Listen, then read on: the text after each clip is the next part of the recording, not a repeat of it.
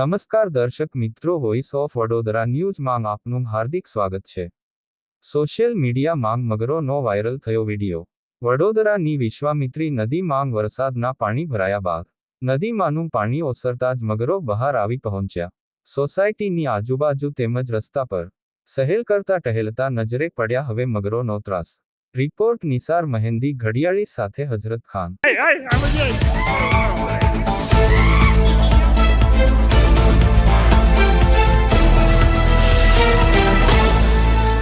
આયા આ બધું